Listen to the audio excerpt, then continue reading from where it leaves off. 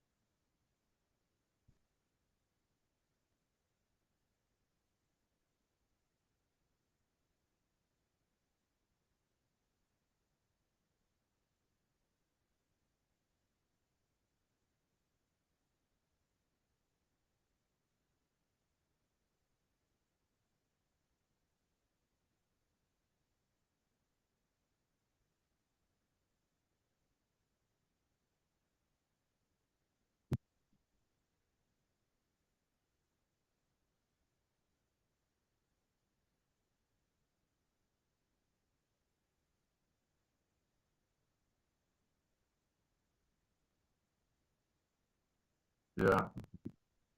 Yes. Yeah.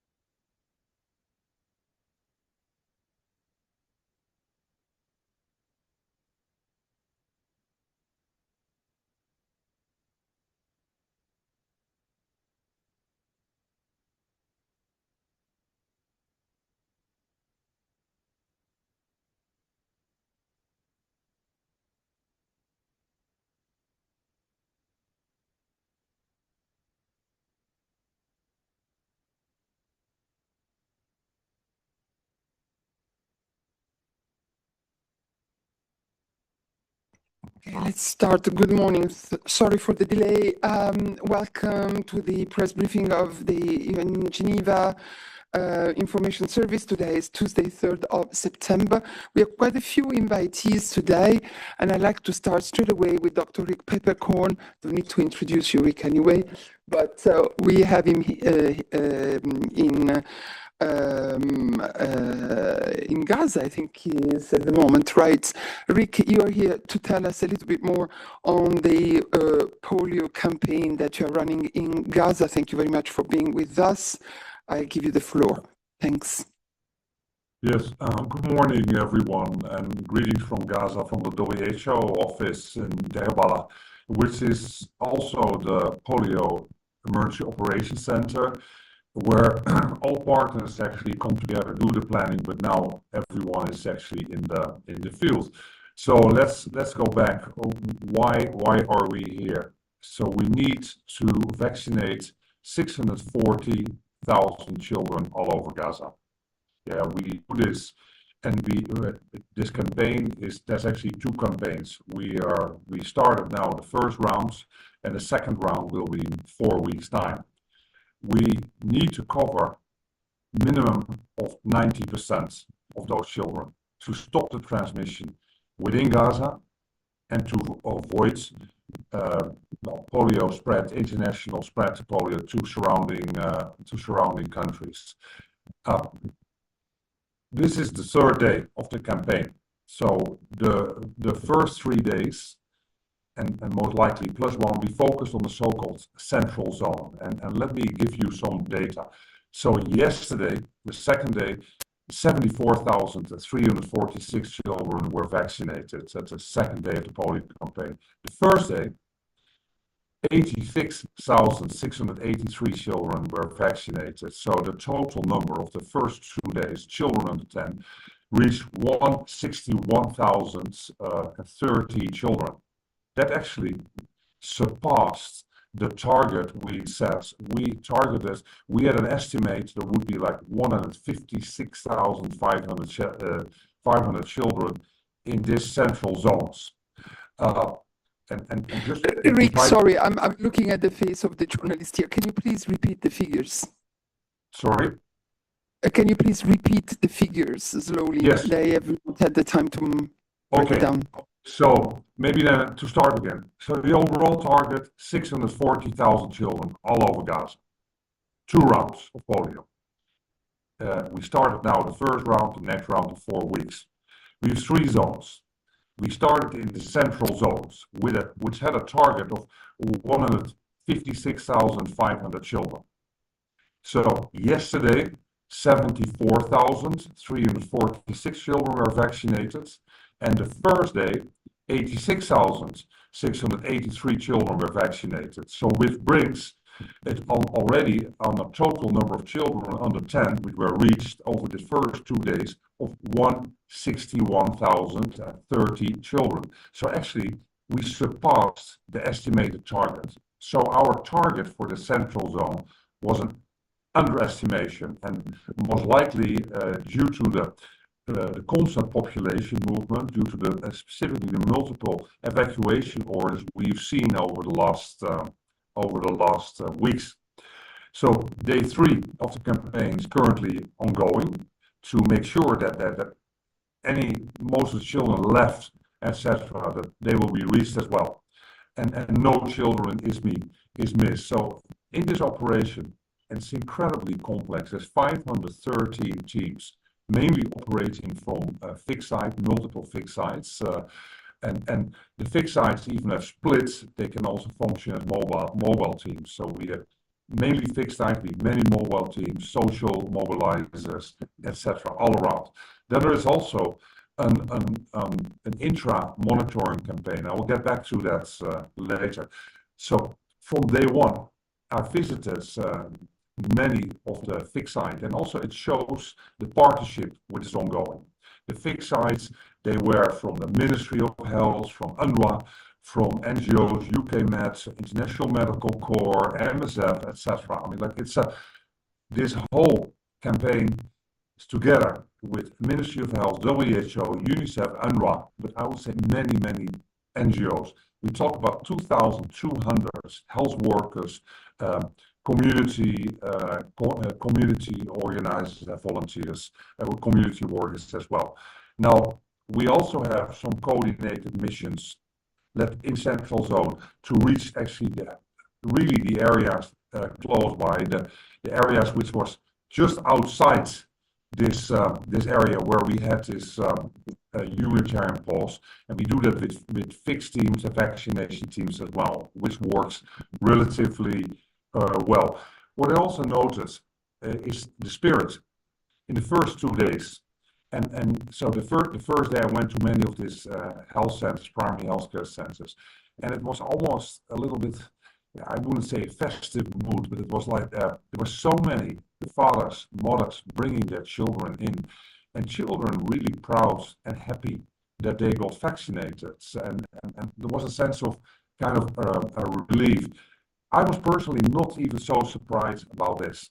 Gaza has just like the West Bank, has a very high vaccination acceptance, and before this crisis, routine immunization had coverages of 90 to 95%, which is actually much better than a lot of high-income countries have. So there is a huge,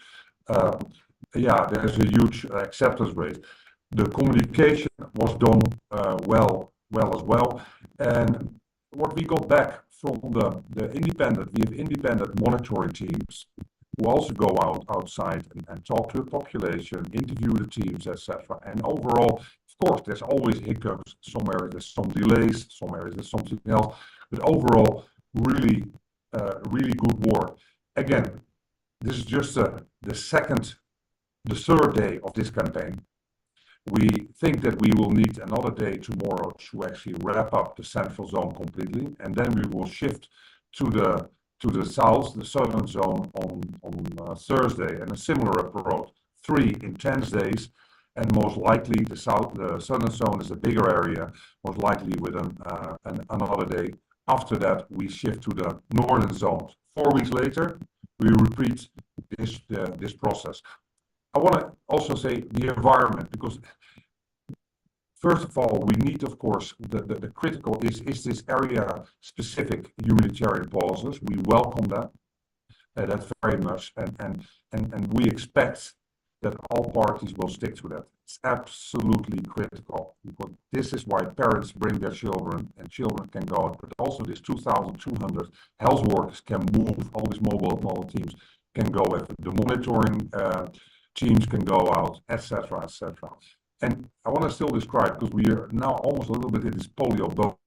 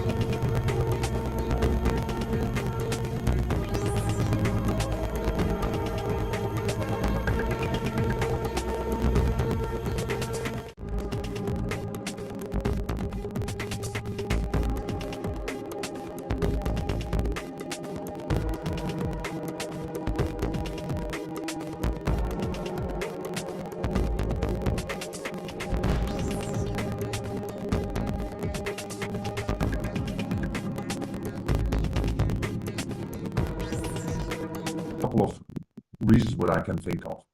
First, I mean, polio is a very easily preventable disease. The world's, everyone would like to stop transmission. You don't want to see children with polio and suffering from polio. You also want to stop the transmission first and foremost in Gaza, but you also want to stop the international spread where it could maybe harm and affect children outside Gaza. Globally, the polio is, as you all know, is a public health event of international concern related to the international health regulations. It is already for many years, and currently Mpox in the past, COVID was that. But it's very special, and there's a reason for that. Something like the world is busy on an eradication track or for polio since 1988. There's only 2 countries where there's wild polio virus. We know that, Afghanistan, Pakistan. There's a number of places where you see this outbreaks of the so-called vaccine-derived polio virus. That's always in areas where there's war, civil strife, something like that, where you have groups of children who are unvaccinated or undervaccinated and who are vulnerable, and then this happens. So I think all of this together, I think maybe that's a world and the parties are more open to that. I wish, and I fully agree with you, that this should be also applicable to many other humanitarian operations, and that's why I mentioned as well in my introduction the struggle we still have to do what I would call what should be by now routine humanitarian operations to the north, to those hospitals, etc. Over to you. Thank you very much. I think, there was one last question from the French news agency AFP, Nina Larson, and then we'll go to OHCHR. Yeah, thank you. Thanks for taking my questions. I just wanted to follow up. First of all, I was wondering if you're expecting any different or more complicated challenges in the southern and northern zones when you go in there for doing the vaccination there. If you think it'll be different. And then I just wanted to clarify on the vaccine that you mentioned to Christian's question. So this is a different vaccine than what the children had before. Is that correct for the vaccine-derived polio virus? Just so that I'm clear on that. And one last question, which would be if you're hoping or expecting that that the success of this rollout this time will perhaps lead to better humanitarian cooperation on other issues. Thank you. Rick, if you don't give answers, because now that I said it was the last one, of course I have 2 more hands, but we really need to go to the next subject. So please, if you can answer shortly, thank you. Okay. So, all very good questions. So, first of all, yes, of course, we definitely expect other challenges. Every day is different. There's always hurdles, etc. The southern zone is a larger area, and we also know that there's some kids, a larger group of population outside that zone, which we have to reach. So we're discussing and negotiating on that. But it's also a larger area, and we are with the same 513 teams, etc. So we're difficult. Also, the north. Population more spread out, etc. There will be also different challenges. On this virus, it's a novel oral polio vaccine, NOPV2, and it's a polio vaccine was being used to stop the transmission of this variant polio virus type 2, this so-called CVDPV2. Currently, the most prevalent form of the variant polio virus. And I just want to say it's an absolutely safe and effective offers protections against paralysis, and it's been globally recommended for this variant type 2. And this type was found in the recent samples from Gaza. And since the rollout of this NOPV type, again in March 2021, more than 1.2 billion doses of this vaccine have been used to protect children in over 40 countries all over against this type 2 variant polio virus. Your last points. Do I think this will have an impact on other humanitarian activities? I would hope so. I think it should. And I think that all parties, conflict, but also member states, we should really push for that. If this is possible, in a way. We should do much better in what I call the routine, what should be by now routine humanitarian operation, because we have massive challenges, as I described, in health, but also in the whole wash area, water and sanitation area, the food security, and specifically shelter. So much more is needed. So I would expect that this will maybe give another spirit and a different approach. So yes. Thank you very much. Brief, please, Jamie. Associated Press. Thank you, Dr. Peppercorn. This is Jamie Keaton from Associated Press. Just to make sure I'm getting my maths correct, you essentially said over 161,000 kids have been vaccinated in the first 2 days. The total is, your total goal is 640,000. So that basically comes to more than a quarter of all kids that you want to reach. I just want to make sure that's correct. And then the second thing is I'd just like to follow up on Emma's question about Israel's motivations here, because you talked sort of in general terms about the desire to avoid international spread and how polio should not be affecting any kids these days. But can you just give us some insight into what actually tipped the balance for Israel specifically in terms of allowing this to go through, given all the other complexities in Gaza? Thank you. Yeah, the first question, yeah, that's correct. So 640,000 children in total, and yeah, we reach now the total of 161,030 children. Again, so probably we underestimated the population in what we call the central zone, and maybe we overestimated a little in the southern zone, which is more, but we will see, and then go to the north. So that's correct.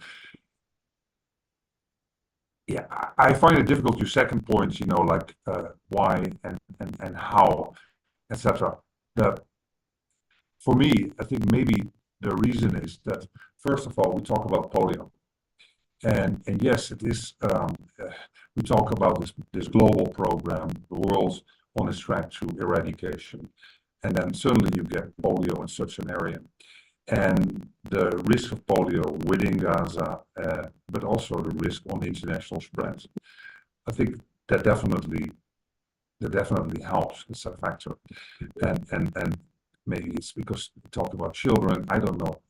I don't even want to go there. I would not hope so. I would hope that this is something that the parties rally around, like, hey, this is important and this can be done. But again, we are not here just for polio. We focus now on polio, but specifically as WHO, we're looking at the broader health sector. And I described to you the enormous needs and enormous needs also, and what I still don't understand, why some basic humanitarian operations, and having been now 5-6 times a long time, having been on many of these missions, why this is still not working properly, why we still have a problem with getting the amount of goods in a regular way, in Gaza, but also then getting these goods within Gaza, all over Gaza.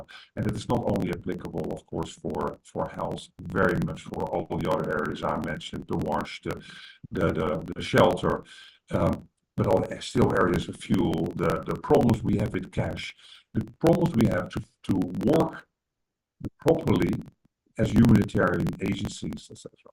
And we don't even talk about the recovery. So I think a lot needs to be changed and done. And yeah, the final, I think I think we sound like a broken record. I think to make a real movement, a real progress on all of that, you need, of course, a ceasefire, and you need to have a start in proper peace process and moving forward, that we can do this also in a different way. In the meantime, I think a lot can happen to improve humanitarian operations overall. Yes, indeed. Lisa, really 1 minute, please. I really need to go ahead with the other briefings. Just very quickly. Yeah, Alessandra, not guilty. Okay, I have two questions, one for Rick and one for James Elder. UNICEF, who is also a participant, that is the organization in this process. So I'll quickly ask my questions.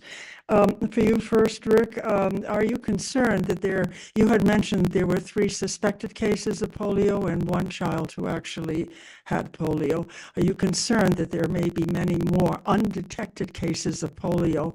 And if that's the case, does this create more problems for you and for the future of this disease in the West, in Gaza? And James, if you can hear me, please, good morning to you. I'd like essentially to get your impressions, your perspective about how the campaign has been going and what concerns you may have that have so far gone unrecognized or undealt with. Thank you. Thank you, Rick.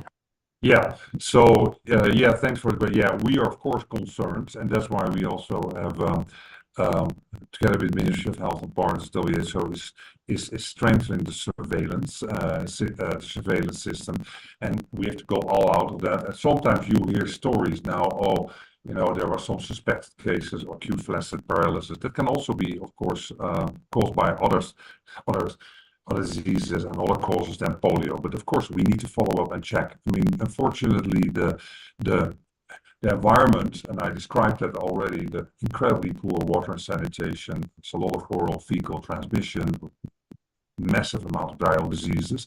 It's breeding grounds for all those diseases, including polio. So that's one. Secondly, I still want to mention that, because we go out all the time, and I said that from the beginning, this is in partnership. This is the Ministry of Health, WHO, UNICEF, and UNRWA. But I also want to say there's many NGOs, the international NGOs and national NGOs. And of course, most credit should go to those 2,200 health workers and community workers. Go out every day. The spirit is very high. And I want to again say, Gaza always had a very good vaccine acceptance rate. Parents know in Gaza, also in the West Bank, why they want to send their kids for vaccination. So people are very open. And even now, it's difficult to explain. It will be difficult to explain, and that will be a problem, why there's a second round needed, etc. And that people will have to continue with their routine immunization. So together with UNICEF and partners in the Ministry, we're looking already also now how to strengthen routine immunization. And the last quarter, we got almost 80-90% coverage on routine immunization. We have to update our specifically and do a better analysis on the denominator. But all of that has to be ongoing. And of course, finally, we have to start improving primary healthcare and all the other components. I didn't even discuss mental health and psychosocial supports for all, especially children and special needs groups, but actually for all Gazans. Over to you. James, I think you are there. Can you briefly answer Lisa's, please? Yeah, hi Lisa, thanks very much. No, there's nothing to add at all. I think Rick captures that very well, both being on the ground and subject matter expert and so on. I guess in terms of broader concerns, it's as Rick was alluding to at the end of his answer just then, that this entire horror show for children is being normalized, and every day that I speak to people on the ground, no one really goes out and about without getting some kind of skin disease or some kind of infectious disease, and those things aren't being talked about. We'll seek to brief on that on Friday, Lisa.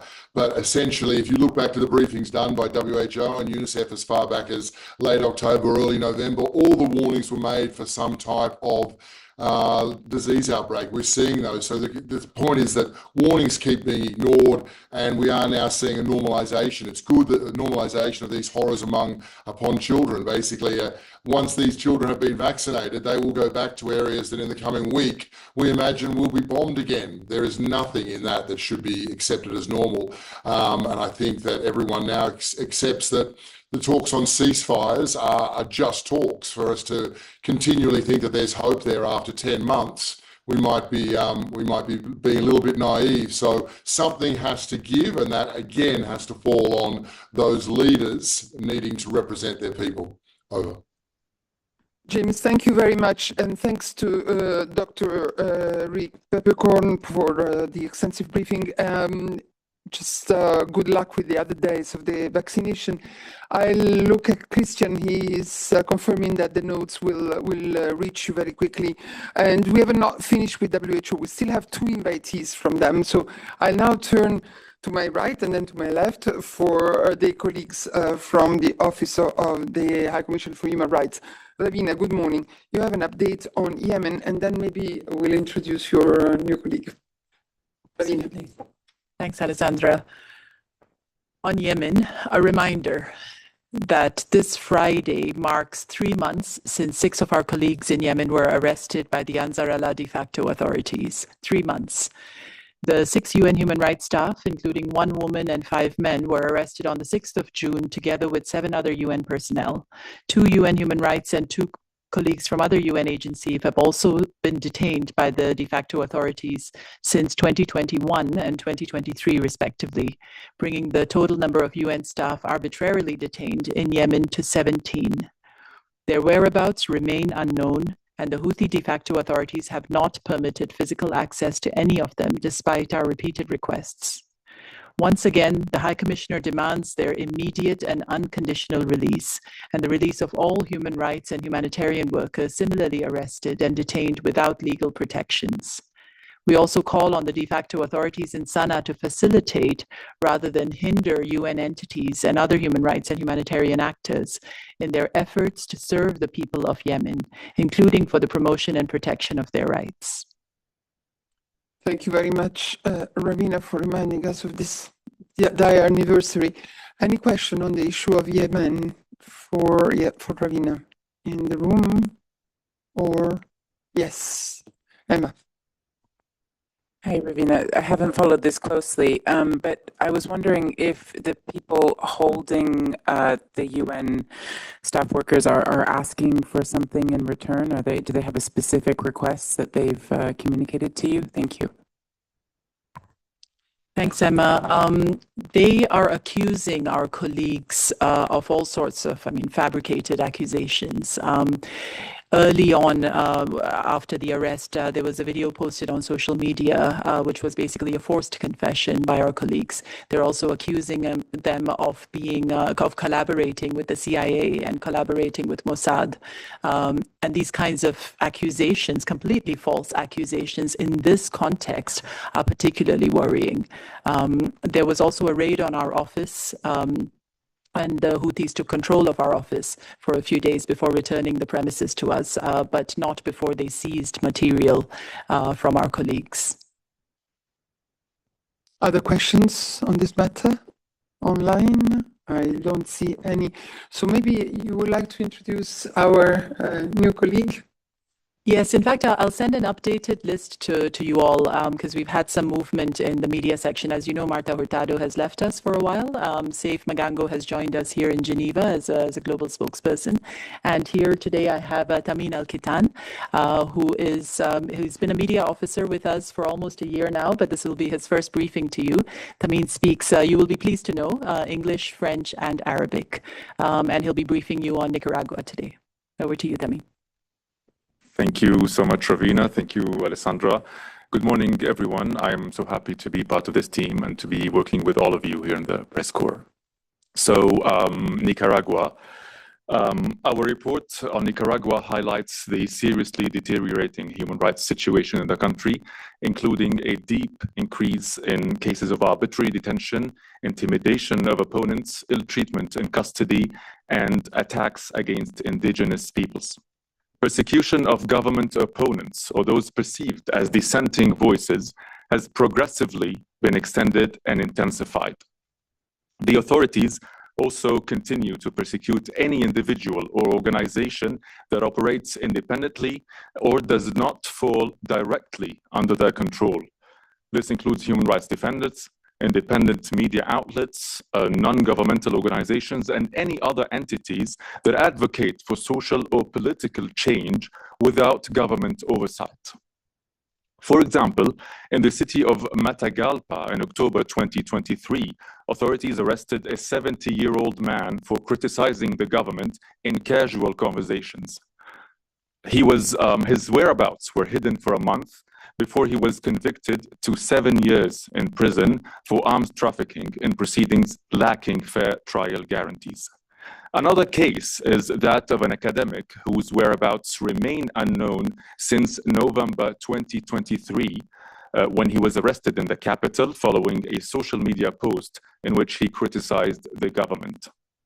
The report also documents 12 cases of torture and ill treatment in detention.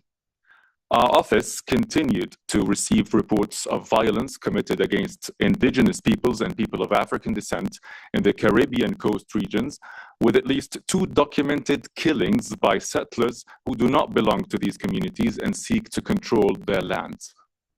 Attacks, including gender-based violence, were carried out in a context of widespread impunity.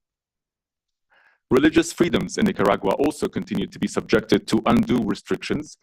According to this report, at least 27 Catholic priests and seminarians were arbitrarily arrested between October last year and January this year. A group of 31 clergymen were expelled from the country after being detained for various periods. Authorities have also revoked the legal status of many religious organizations as part of a wider trend of arbitrary cancellations of NGOs' legal status. In total, more than 5,000 organizations have been dissolved since 2018. It is distressing to see how the civic space continues to be severely eroded in Nicaragua and how the exercise of fundamental civil and political rights is becoming more and more difficult.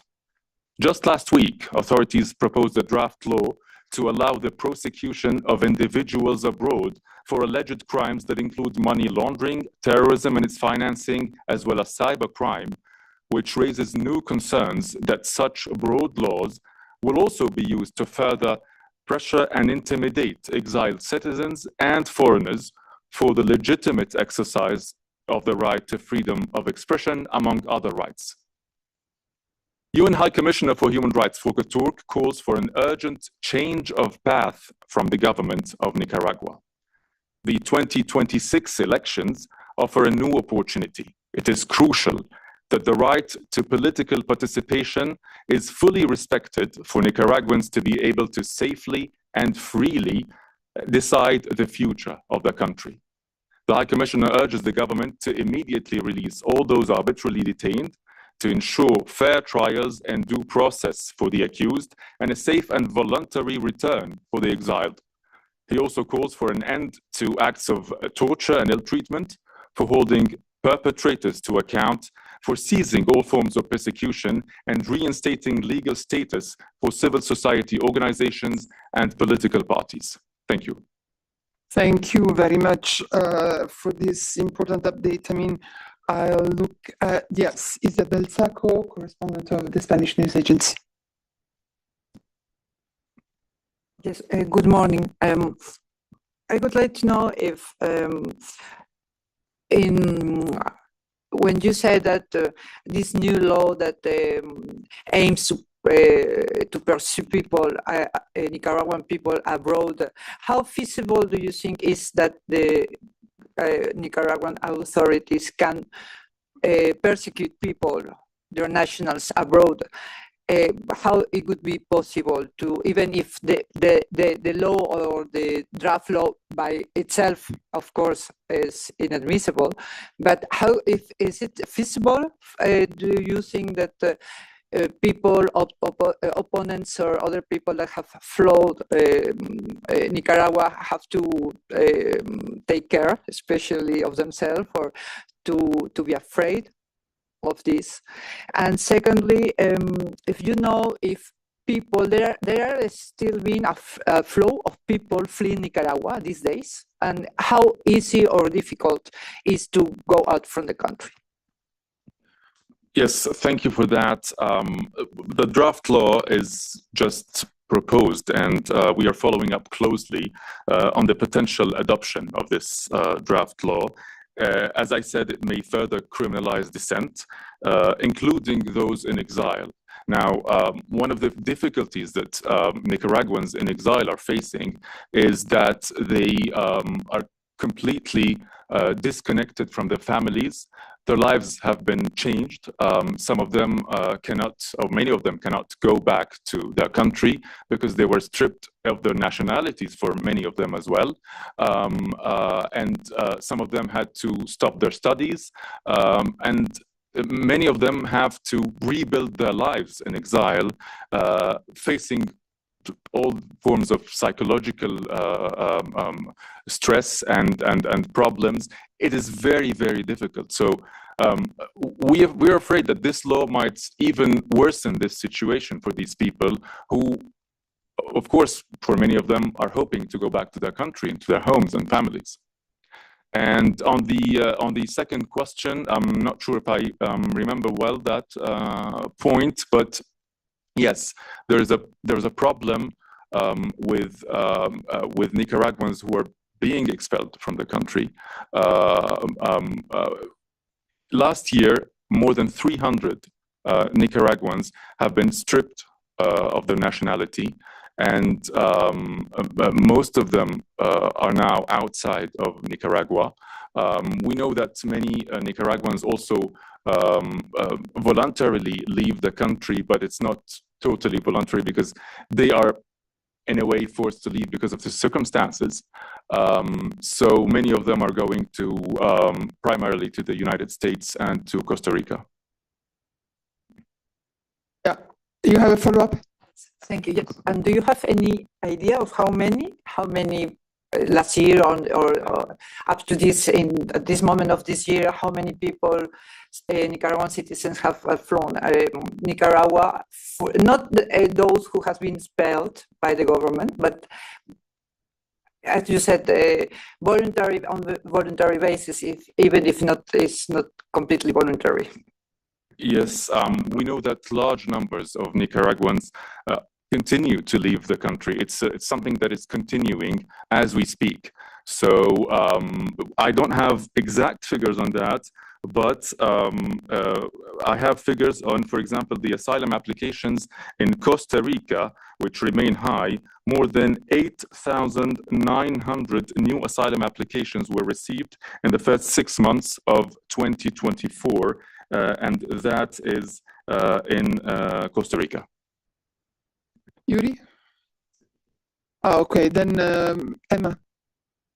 I was just wondering if I could ask a question on Venezuela, maybe now or after. Please, if there are other questions on Nicaragua, I don't see any other hands up. So yeah, it's okay with you, or Ravina? Okay, let's go to Emma and then Yuri. Yep, I was just wondering if OHCHR could comment on the arrest warrant for the opposition leader, and is Turk in touch with Maduro, or what are his plans? Do you plan to write to them or speak with him? Thank you. Thanks, Emma. On Venezuela, we still don't have a presence in the country. By the way, you must be aware of the history of that. There is still contact with the authorities. There is still engagement. We still put our concerns to them. We are continuing to urge them all parties, to resolve all electoral disputes by peaceful means. And there needs to be a climate where there is a full protection of the human rights of all individuals, regardless of their political affiliation. Thanks. Yuri. Thank you. Hello, Ravina. Hello, Tamin. My first question is on the Ukrainian Orthodox Church, because the law that was already signed by Volodymyr Zelensky that can prohibition of the Ukrainian Orthodox Church. 2 weeks ago, your office told me that you are analyzing this law and that you have to check if there are any violation of human rights, etc. Do you have any update on that? That's my first question. And my second question is on Pavel Durov, because the same thing was told 2 weeks ago, that he was arrested and you needed more information before you can really comment on this matter. Now we know that he's facing 10 years of jail in France, if he is convicted, of course, but he can't leave the country. And one of the main accusation against him is that he is not cooperating with with judges in France, and not only with them, also with the police, for example, when they are asking for access to some discussions. Are you following that? Because this is really unprecedented in the fact that one of the chief of social media was arrested because he is not allowing authorities to have access to discussions. And I remind that Telegram is used by a lot of human rights defenders because there is no cooperation with authorities. Thanks. I'll answer it. No worries. Thanks, Yuri. So on to your first question. So Yuri is referring to the law that was adopted in Ukraine prohibiting the Russian Orthodox Church in Ukraine, and this was adopted on the 20th of August. Yuri, as mentioned, we are analyzing the law. The law does raise serious concerns with regards to compliance with international human rights law, especially the freedom of religion. It will take us time to analyze it. I was in touch with colleagues who told me that the law was published on the 26th of August. So we have now received it. We're looking at it, analyzing it. This will take us some time, and we will make our analysis public. But at first sight, already we can say that the law does raise concerns regarding compliance with international human rights standards. On your second question on the situation of Mr. Pavel Durov, this is a very complex case. It raises a lot of human rights concerns. And in fact, what our office is trying to do is to maybe perhaps publish a paper that sets out the parameters within which these situations should be looked at. I mean, the other most recent incident, of course, is also the banning of X in Brazil, which also raises similar concerns about states having the duty to ensure that social media platforms comply with the law, that freedom of expression is permitted, but in line with also certain restrictions. And any restrictions that are imposed, we need to ensure that they are proportional, that they are not disproportionate, and that they are in line with international human rights standards. So we are following this case, and it's difficult for us to get more specific at this point on this specific case and the precise charges that have been laid against him, because again, we don't have access to the full information. But I can perhaps in the coming days provide you with more of an analysis. Sure, that will interest many people if you can share with others too. Moussa? Merci Alexandra, bonjour Ravina. Ma question concerne le team arrêté au Yémen. Comme vous avez dit, il y a des accusations de la part des Houthis, comme quoi cette équipe est accusée d'être en collaboration avec la CIA et le Mossad. Vous avez dit que c'est pas vrai, que ces accusations sont fausses. Ma question est la suivante. Est-ce que les Nations Unies ont fait une enquête, une investigation pour vérifier vraiment si cette équipe appartient ou collabore vraiment avec la CIA et le Mossad? Je rappelle seulement qu'une situation semblable, il y a eu des accusations par Israël contre l'UNRWA. Les Nations Unies ont procédé à une investigation, une enquête qui a duré plusieurs semaines pour vérifier si les employés de l'UNRWA collaborent avec Hamas ou autre. Est-ce que vous avez fait une investigation semblable avec les collaborateurs des Nations Unies au Yémen? Merci. Thanks, Moussa. Let me be clear again. The United Nations unequivocally rejects these false allegations. These are completely made-up allegations. There was, as I said, a video of our staff member that was put on social media as well, which was clearly a forced confession. Our colleague looked very distressed in that video. And there is a record as well of UN staff being detained in Yemen. As I mentioned, we have other staff that have been detained in 2021 and 2023, respectively, incommunicado.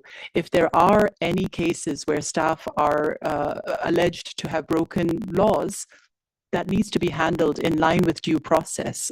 There needs to be due process, legal representation, evidence needs to be presented. None of this has been done.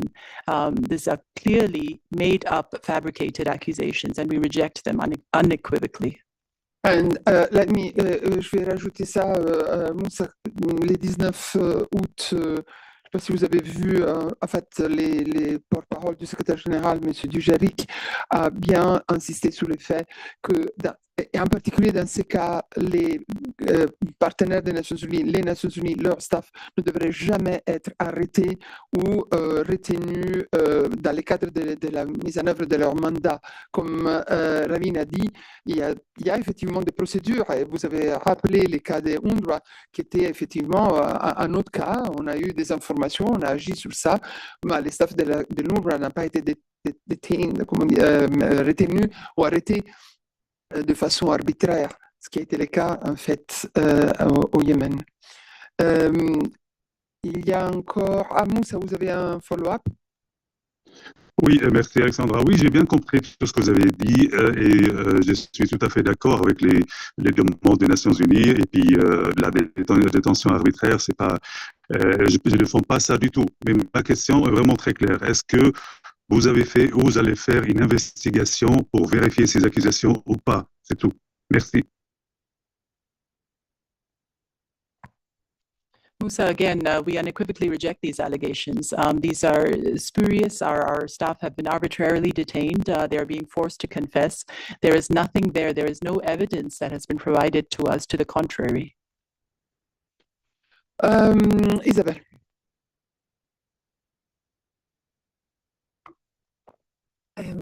A follow-up on Emma's question on Venezuela.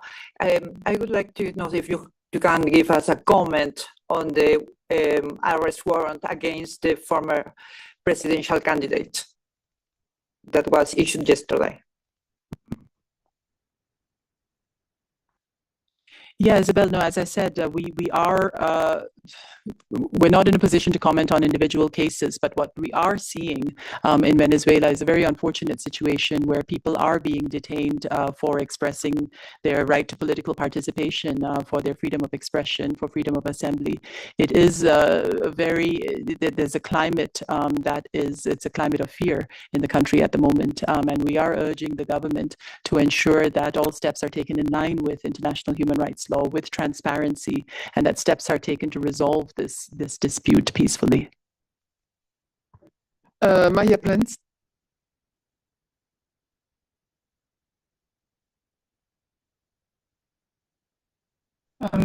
Thank you very much for taking my question, Alessandra.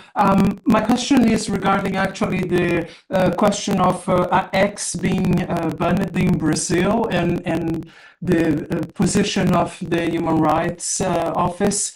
Also, the question of the CEO that was detained from Telegram. Of course, they have been allegedly not collaborating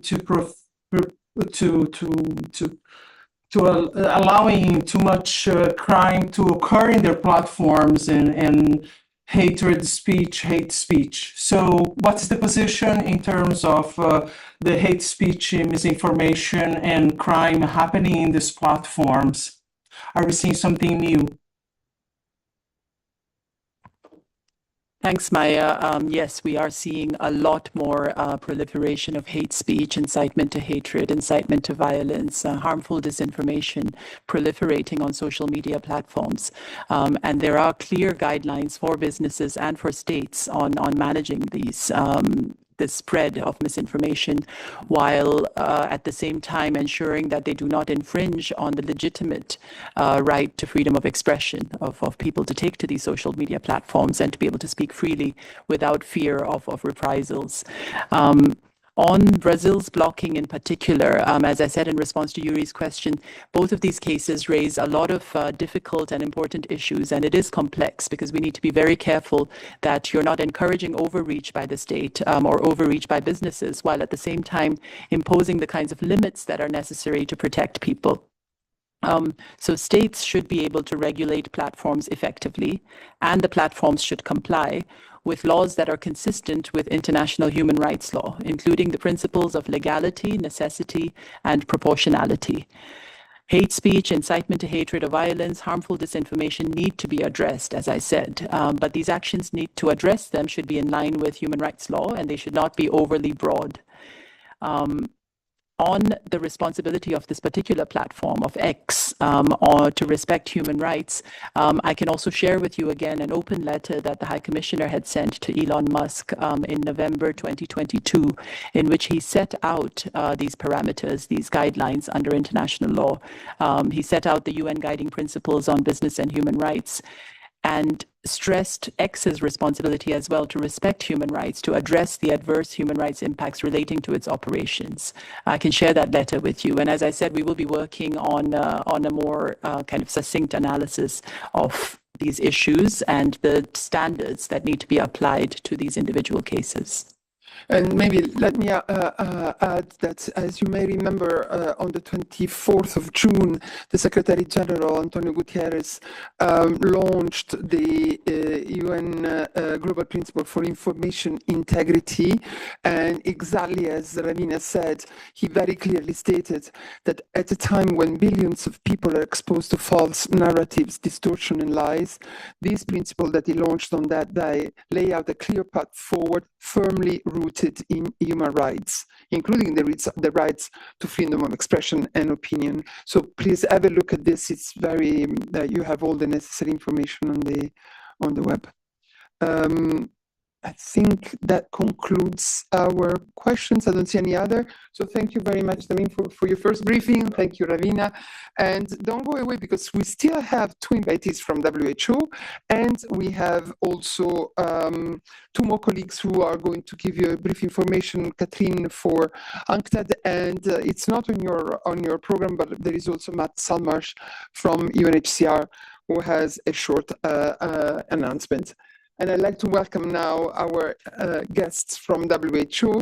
We have with us Kate Medlicott, who is the team lead sanitation and wastewater in the Department of Climate, Environment and Health of WHO. And Dr. Valeria Gigante, welcome, AMR lead in the Global Coordination Partnership Department. Of course, Christian accompanies them, so I don't know how you want to manage this. We'll give you the floor straight. Please, go ahead. Thank you. Good morning, everybody. Today, we are here to announce the launch of WHO's first ever guidance on wastewater and solid waste management from the manufacturing of antibiotics. This guidance has been developed collaboratively with the United Nations Development Programme ahead of the UN General Assembly high-level meeting on antimicrobial resistance happening later this month. This guidance is needed because we see really high levels of antibiotic pollution downstream of manufacturing sites, and we know that pharmaceutical waste can be a petri dish for the development of new drug resistance. So this means that these very same sites that are manufacturing antibiotics can be the source of new forms of resistance. And the consequences of this new emergence of resistance in such locations can mean that, that if there's new and successful resistance emerging from the sites, the consequences can be vast and global. Therefore, it's really crucial that we control pollution from these sites to maintain the life-saving effectiveness of antibacterials for everyone. Yet we know that this is largely unregulated. Most regulation does not cover emissions and pollution at all. They focus primarily on safety, quality, and price of medicines. So we know when there's demand for low-price medicines with an absence of regulation and incentives for pollution control, then this problem goes largely unchecked. There have been some really promising voluntary industry-led initiatives that have made important inroads on this issue. This guidance bolsters that and goes further. It provides independent scientific advice as a basis for regulators, procurers, and inspectors to include such measures into their binding standards. It also includes greater rigor in some areas than the industry standards, particularly stipulating greater use of chemical analysis and also allowing less leeway for dilution. Critically, the guidance has a really strong focus on transparency, and this will equip buyers, investors, and the general public to make decisions that account for the pollution within their purchasing decisions. Let us not forget, of course, that ensuring access to medicines for all is absolutely critical, and as such, the guidance includes provisions for stepwise implementation, and this recognises that there's a need for time and capacity for manufacturers to adapt. This guidance has been called for by a range of international bodies, most notably the WHO Executive Board, the G7 Health Ministers, and the United Nations Environment Programme. We're expecting to see a commitment on this topic at the upcoming UNGA high-level meeting, and following the launch and that commitment, we'll be working with users such as regulators, buyers, and industry bodies themselves to make sure that the guidance is implemented. Thank you. Thank you very much. Would you like to add? No, it's okay. Okay, so let's go to the questions. Is there any question in the room? Yes, Christian Ulrich, German news agency. Hello, can you give us one or two very concrete examples what manufacturers should do after this recommendation to alleviate the problem? Thank you.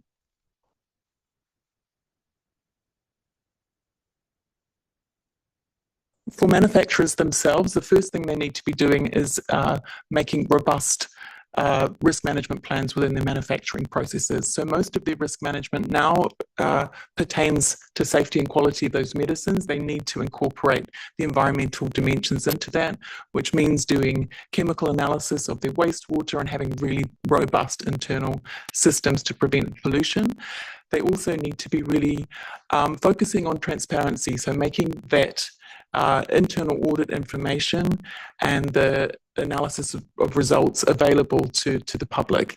And we need to see the buyers and the regulators putting pressure through their binding instruments on manufacturers to do this, because unless we see those incentives, we won't see the manufacturers changing their practices.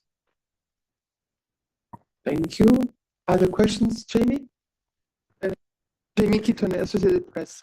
Thank you for the presentation. We've all known the AMR has been a problem over here, if you want to see. We've all known the AMR is a big problem around the world, and I'm just wondering. I'm sorry, I've been kind of following up on the other press briefings, so I haven't given you exactly 100% of my attention. But do you have evidence that this is actually having an impact on human health so far, or is it just a suspicion at the moment? So thank you so much for your question. So we know that the release of antimicrobial agents from the manufacturing into the environment can really be harmful, especially if it's like in high concentration. So this is why we focus on antibiotics in particular. So bacteria learn to survive in the presence of antibiotics. And so the resistance that they have learned, this resistant mechanism, can spread globally and also undermining the efficacy of the medicine that we have available. So infections that are difficult to treat, like pneumonia, bloodstream infection, UTI, intra-abdominal infection, and so others, like pose a growing threat to human health. So high level of antibiotic pollution are documented across the world. But this, as Kate mentioned, is largely unregulated because quality control typically doesn't address the environmental dimension of emissions. So globally also there is a lack of information about the environmental damage that is caused by medicine manufacturing. This is why it's really important from an AMR One Health approach to control antibiotic production. And actually, this will also contribute ultimately to the global effort of WHO to tackle AMR and ensure that antibiotics will remain effective for everyone. Thank you. Thank you very much. The questions in the room, Nina Larson, French news agency. Yeah, hi. Just to follow up on that, I guess. So you don't have any statistics or anything showing the extent of this problem and how it's affecting AMR, and also, I guess, distinguishing through the industrial production and people just throwing out their antibiotics and or flushing them down the toilet. You know, how do you distinguish between that kind of pollution? So firstly, we have another set of upcoming guidance that will be out next year on safe disposal of unused medicines. The thing that's really specific about manufacturing waste is that you have these very high concentrations which create a very high pressure for selection of new resistance. So they tend to be, so if we look at, say, what comes out in like human excreta and other animal excreta as well, you see kind of lower concentrations but more widespread, which is also a concern, but it doesn't have the same very high resistance forcing potential that it does when you have high concentrations in small areas, which then ultimately have the potential to spread globally. To the point about this linking it to health, direct health outcomes, that's quite a complicated thing because you have this concentration of, sorry, this may be a little bit technical, but I think this is what you're asking. You have a high concentration of antibiotic, which then goes out into environmental water, which is full of all sorts of bacteria, some of which are pathogenic and some are not, and then it can transfer its genes into a pathogenic strain. And so the process by which that happens and then being able to make a direct link between that pollution and that illness is complicated, but we know that causal pathway is absolutely plausible and is probably happening. So we need to we can see that this is actually a solvable problem, right? And this is why we're launching the guidance to create the incentive to do that. Thank you very much. Other questions on this matter? I look at the platform. I don't see any, so thank you very, very much for this update. Before I let you go, Christian, you have an announcement too. Indeed, and thanks to the colleagues, first of all. Yes, we do have another press briefing by the Director General tomorrow scheduled. You should have just received the invite. I think there was an immediate conflict before, so now we pushed it back to 1600, 4 o'clock in the afternoon, and that should be fine. So looking forward to hearing or seeing you all tomorrow. And a note, because Genevois upcoming, and I understand this is not being treated the same way in all UN agencies, actually very different in each. For WHO, we actually do have 2 official days of observing of Genevois. That means Thursday and Friday our offices are officially closed. We will also not be part of the briefing on Friday, but we do monitor, of course, our inboxes and try to help you out as much as possible over this long weekend, which we won't have. Thank you. Lucky people at WHO. No, at the UN we will be open on Thursday and Friday, and there will be a briefing on Friday, whoever is here. Emma, you have a question for Christian? Yeah, Christian, good morning. I just wanted to check, I understand there's a standing committee on Mpox, I think today and tomorrow. Could you just tell us what to expect from that? Will anything be communicated and what will be discussed? Thanks a lot. Thank you, Amy. I don't have that with me right now, so either I get back to you afterwards or just check back with the DG briefing tomorrow. Would be an excellent question for that. Otherwise, I'll get to you before. And yes, as Christian mentioned, the first invite that you received from WHO clashed with the press conference of the President of the Human Rights Council that I can just remind now, the 57th session of the Human Rights Council is starting on Monday, as you know, and so the President is briefing you tomorrow at 3. But now, because you moved it to 4, so you should have received the second invitation, it should be fine. So you have quite a busy day tomorrow, and bon weekend long, effectivement, to our friends of WHO, and thank you very much for being with us today. Thanks, Christian. So let me go now to the other 2 announcers, if I can say so. While Catherine is coming to the podium, maybe I can just give the floor to Matt, who's online. Matt, you just wanted to remind us about this beautiful presence of the refugee team at the Paralympics. That's right. Good morning, Alessandra. Good morning, everyone. Just a quick reminder from us that the Paris 2024 Paralympics Games will be drawing to a close on Sunday, and the refugee Paralympic team have won 2 medals so far, which is the highest achievement since the team's inception at the Rio Games of 2016. The first medal was secured by Zakia Khoudadadi in the 44-kilogram para taekwondo. She was the 2023 European champion and she won bronze on the first day of the competition. Subsequently, Guillaume Junior Atangana and his guide runner and fellow refugee Donald Ndim Jamjua secured a second bronze medal on Sunday, running in the men's 400 meters T100. That means that the team has surpassed the extraordinary achievement of the refugee Olympic team, which itself had a historic success at Paris 2024, winning its first medal, which was a bronze in women's boxing. The 8 refugee Paralympians and their 2 guide runners are competing across 6 of the 22 sports. That's para athletics, para powerlifting, table tennis, taekwondo, triathlon, and wheelchair fencing. It's the largest ever refugee Paralympics team, and it represents the hopes and dreams of 120 million forcibly displaced people around the world, including an estimated 18 million with disabilities. It's the 3rd time the refugee Paralympic team have been competing at the Games. The first team comprised of 2 refugee athletes competing at Rio in 2016, and the team grew to 6 for Tokyo 2020. Interviews for those who might be interested can be arranged with the athletes, with the IPC and with UNHCR, so do contact our team if there's interest in that. Thank you. Thank you very much. And I see Lisa has a question for you.